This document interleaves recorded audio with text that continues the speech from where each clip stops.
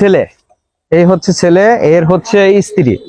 এর স্ত্রী একে এতটা বেশি ভালোবাসে যা বলার মতো না। আমি আমার চাকরির লাইফে এরকম পাইনি। ও তার, তোমার নাম কি?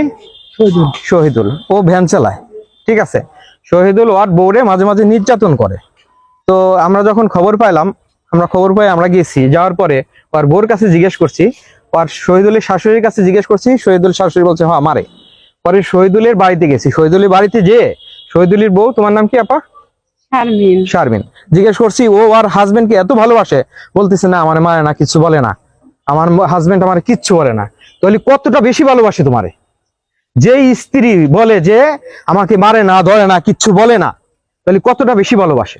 এই জন্য তুমি যখন তোমার স্ত্রী তোমাকে এতটা বেশি ভালোবাসে যে তোমার জন্য সে মিথ্যে কথা বলে, যাতে তো যদি বলে তাহলে তো আমরা তোমার মামলা নিয়ে তোমার অ্যারেস্ট করে নিয়ে আসবো, কোর্টে পাঠাই দেবো, চালান করে দেবো। সেই জন্য কিন্তু বলতেছে না। তাহলে দেখো তোমাকে কতটা বেশি ভালোবাসে।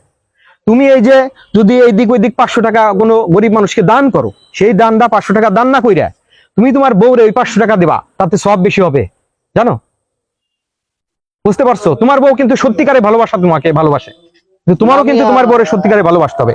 তোমার জন্য তুমি এই যে মেম্বার বাইরে নিয়ে আসছো, বকুল বাইরে নিয়ে আসছো, বকুল বাইরে নিয়ে আসছো, বকুল ভাই আসছে, আমি তোমাকে বলতেছি তোমার চুল ছোট করবা, ঠিক আছে? কত বড় বড় চুল, যদি তোমার দইরে কেউ চুল ধরে এরকম মারে, চুল ধরে মারা পারবে? আমার চুল দেখো ছোট, আমার চুল ধরতে পারবে?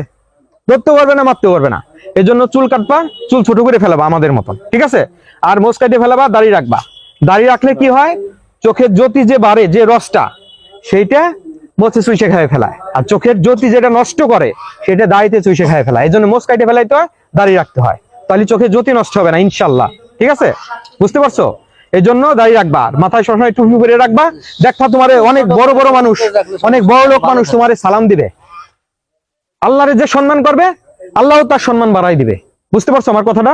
আর বউকে ভালোবাসবা, বউরে বিন্দু পরিমাণ যদি টুক্কা দাও, আমরা কিন্তু খবর পাবো, ওই পজিশন রেডি, বুঝে ফেলাইও।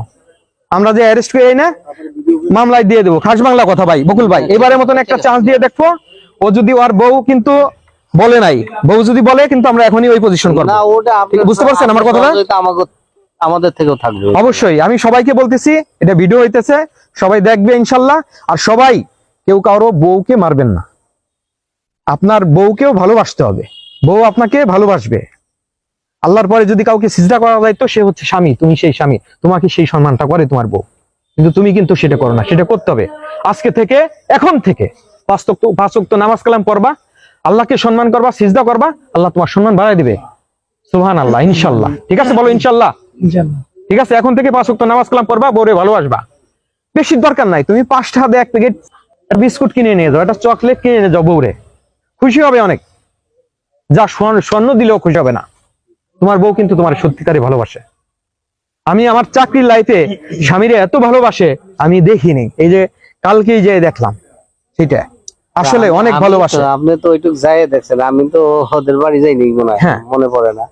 আর গেলেও বাড়ি পড়তে গেছে, ওদের সাথে কোনোদিন কথা হয় নাই। আজকে আমার দোকানের সামনে এসে বলতেছে আপনার একটু যাওয়া লাগবে। তা আসলাম, ও বললো কি, আমি বললাম যে কি রে, দরখাস্ত দিছে কিনা, যেহেতু বউ সাথে, তা বললো যে আমার মা দিছে, আমার বোন আছে। বললাম তাহলে তো তুই ওরা অনেক ভালোবাসিস, অবশ্যই, নাহলে তো আজকে দরখাস্ত দেওয়ার কথা হলো তোর। হ্যাঁ, সমস্যা তোর। আজকে তোর মা বোন বা দিয়ে দিছে তোর জন্য, আর তুই এখানে।